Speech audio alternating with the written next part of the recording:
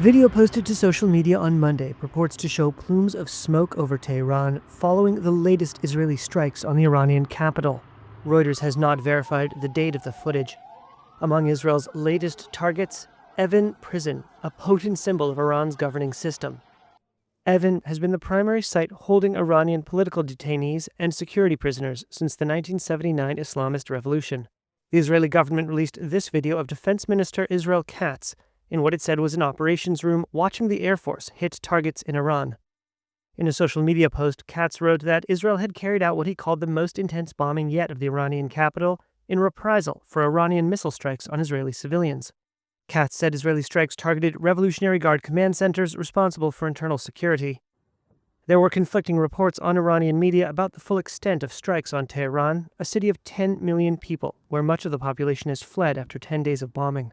A short time ago, the U.S. military carried out massive precision strikes on the 3 key nuclear facilities in the Iranian regime. The latest Israeli attacks come a day after the U.S. joined the war when American B-2 bombers dropped 30,000-pound bunker busters on Iran's underground nuclear sites.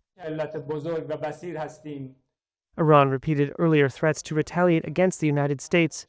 Defense Minister Amir Hatami said the U.S. had received a, quote, decisive response for every crime it committed, and said, quote, this time will be no different.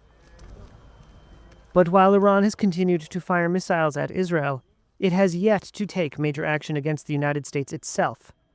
Neither Iran nor its regional allies have fired at U.S. bases or targeted the 20% of global oil shipments that pass near its coast on the Strait of Hormuz.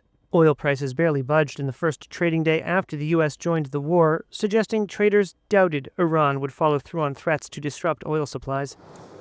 Iranian diplomats, meanwhile, sought support from allies. Foreign Minister Abbas Araghchi met with Russian President Vladimir Putin in Moscow.